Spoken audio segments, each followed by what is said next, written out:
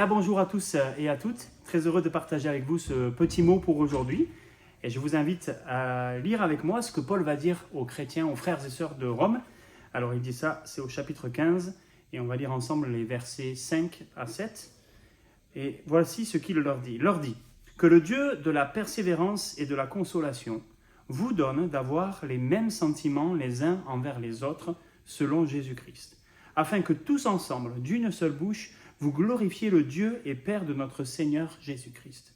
Accueillez-vous donc les uns les autres, comme Christ vous a accueillis pour la gloire de Dieu. Amen. Très rapidement, dans ce texte, on trouve beaucoup de choses, tout un programme que Paul donne ici aux Romains.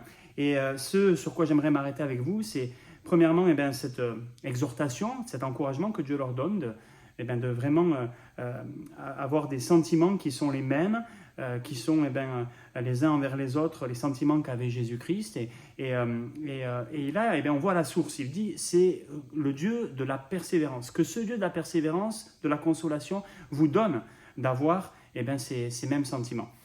Paul prie pour l'unité, mais avant de demander aux chrétiens de Rome d'être unis, d'avoir ces mêmes sentiments, il dit voilà, c'est le Dieu, ça vient de Dieu. C'est quelque chose qui est miraculeux. La source, c'est pas une source humaine, c'est pas juste les sentiments humains, mais ces sentiments-là, ces mêmes sentiments, ils viennent de ce Dieu qui nous a changés, qui a transformés, qui a fait en nous une œuvre nouvelle. La source, c'est lui.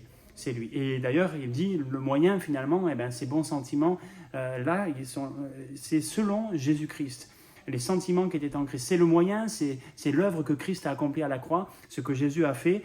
À l'exemple de Christ, nous pouvons marcher parce que Jésus a tout accompli. Et ces sentiments nous viennent de Christ, mais aussi nous viennent du fait qu'on est ses disciples, qu'on veut marcher dans ses pas, qu'il a tout accompli et que maintenant qu'il a fait de nous des créatures nouvelles, des enfants de Dieu, nous pouvons avancer avec des sentiments, avec une vie renouvelée.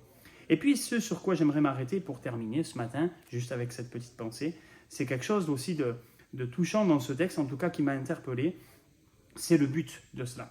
Le but de cela.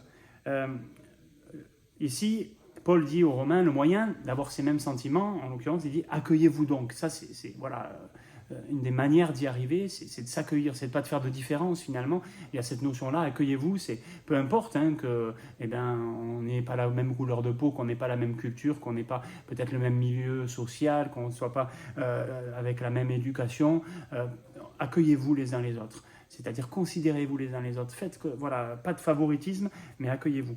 Et dans les deux aspects, quand Paul dit « ayez les mêmes sentiments » et puis quand il leur dit « accueillez-vous », il y a une chose qui revient.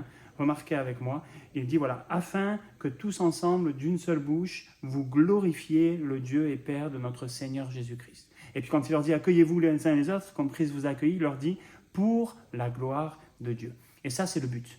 La source, c'est Dieu qui nous change, qui nous transforme. Le moyen qui est opéré là, c'est Jésus-Christ, c'est le Saint-Esprit qui nous a été donné, qui œuvre en nous. C'est vrai, c'est ce que Dieu fait. C'est nos efforts à nous aussi et notre désir d'accueillir les autres, de faire attention à l'autre, etc. Mais il y a un but.